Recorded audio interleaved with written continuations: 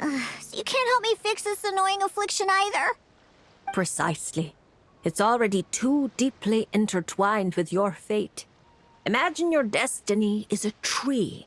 This affliction is like a new shoot growing from its branches. It's been helping you absorb sunlight and dew this whole time. It, long ago, began to shape your fate. If you cut it off now, the wound left behind might fester, infecting the entire tree. You make it sound like it's a good thing. It's clearly getting in my way, keeping me from mixing the drinks I need. It's more like one of those vines that wrap around the trunks of giant trees, restricting their growth and slowly strangling them. Well, if that were the case, your fate would have rejected it, and we could have easily pruned it away. Unfortunately for you, it's not at all what you say it is. All right, enough talk. That should be enough to convince you I'm a legitimate fortune teller, yes? Now, just like I told you, come here and pick a card at random. And let me give you a little advice about your future. So I just pick one at random, Okay. How about this one? No, wait! This one! Don't overthink it. No matter how you choose, you can only ever draw the card that's destined for you. Oh, this fortune teller's laugh is so creepy! She's just like an old witch from a fairy tale. But since she's so good at it, her advice could prove really helpful. I have to choose my card carefully. Huh? Traveler? Paimon? True to form. Here you are at just the right moment. Well said. Compared to an intangible thing like fate, commissions have a far more intuitive effect on shaping our words and deeds. Now, seeing as you're here, perhaps you could have a word with this little one. She doesn't seem very trusting of an old witch like me. Well, it's not so easy to trust a weird-looking fortune teller who's set up stall in the middle of nowhere. Oh, the traveler seems to know this fortune teller pretty well. Great. I can finally have someone I trust. Traveler? Paimon? Come over here for a sec. I need to talk to you in private.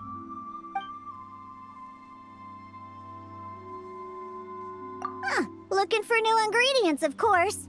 My previous approach to mixing drinks was far too narrow-minded. I kept limiting myself to actual food. Paimon wouldn't exactly call the things you put in your drinks food, Diona. Well, it's all technically edible, as long as you grit your teeth and close your eyes. It's stuff you can force yourself to swallow. Exactly! I've already found a bunch of rusted screws, scrapped cables, coagulated chunks of grease, dust bunnies, toe jam. And it's all thanks to that guy from the Fontaine Research Institute who makes Fanta.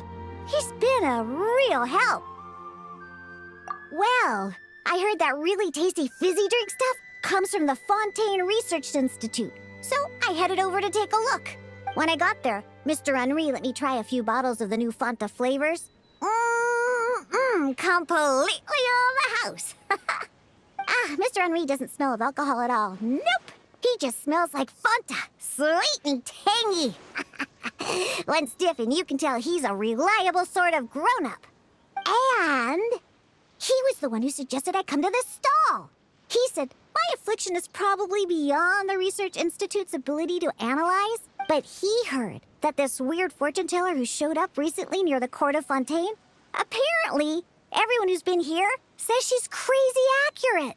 Maybe if you get your fortune told, you'll learn something about what's causing your affliction. If you grasp the principles behind it, perhaps you could find a cure. Well, hard to argue with that logic. Guess he didn't end up becoming a researcher at the Fontaine Research Institute for nothing. So I came here to see the fortune teller. As soon as I walked over, she stopped me and said there was a strange disturbance surrounding me. Before I could ask, she blurted out all the answers to my questions. But But the scientific logic of the Fontaine Research Institute doesn't directly apply to divination. Even if you understand the principles, it doesn't mean the solution will be easy to come by. Just like I told you, mysticism isn't built of bearings and bolts, and I can't simply repair your fate for you. Oh, are you telling me nothing can be changed? Then what's the point of drawing a card? By drawing a card, you may just find a tiny missing gear to fit into the wheel of fate. It may seem insignificant, but when installed correctly, the tiniest gears can still drive massive mechanisms. You're not just humoring me, are you? Traveler, what do you think? All right, if you say so. Then I'll take one.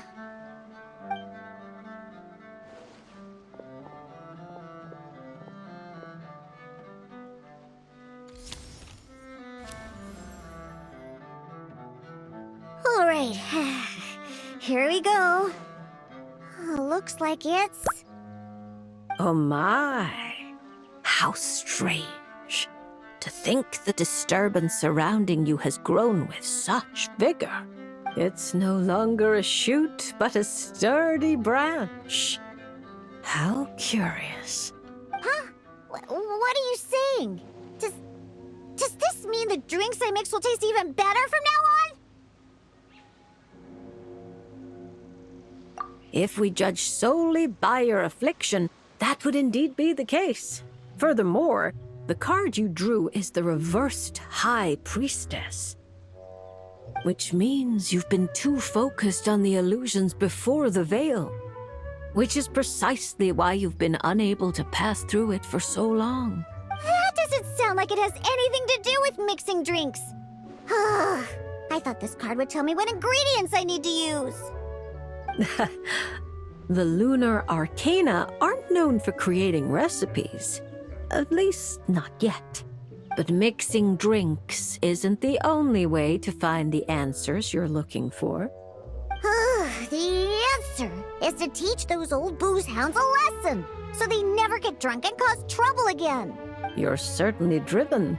But while your body moves forward, your heart remains stuck. That's not true. I hate those weird old drunkards from the bottom of my heart. Especially... I see. Then, have you talked to the one who fills your heart the most? What? How did you know I was thinking about one person in particular? I didn't even... Through divination, of course.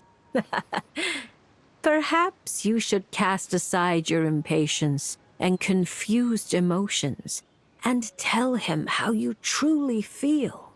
You might find it more effective than trying to mix the most disgusting drinks in the world. What? There's no way he'll listen. Once he started drinking, he doesn't listen to anyone. Perhaps that was true before.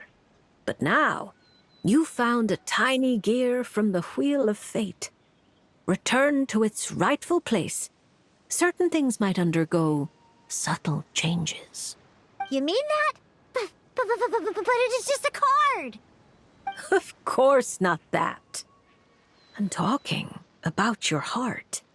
Something which has already begun to change. My heart hasn't changed at all. Now, I need to go look for ingredients. How much is the divination fee? I can pay it in full. Oh my, what a well-mannered child. Much more endearing than that other little brat.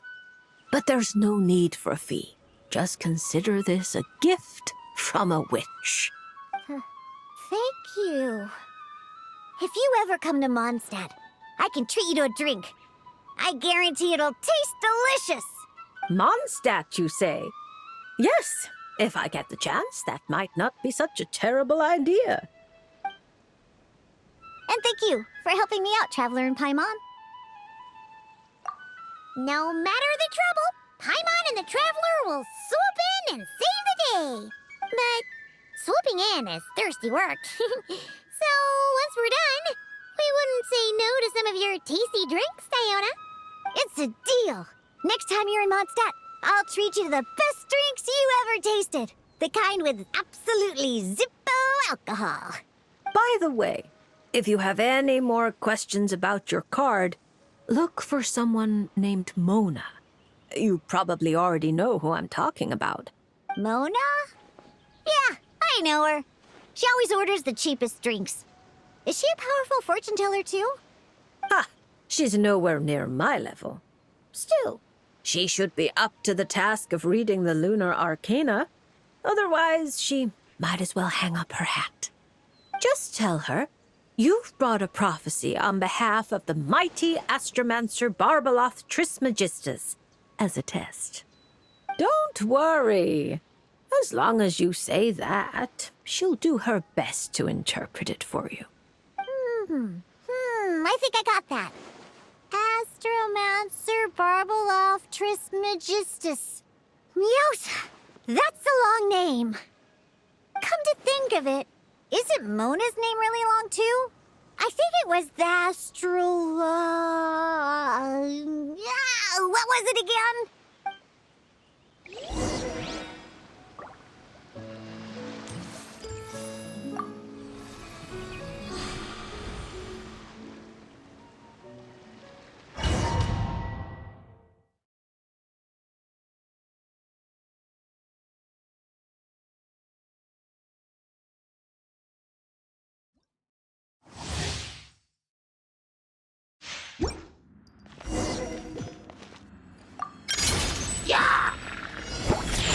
Look at you, Boots!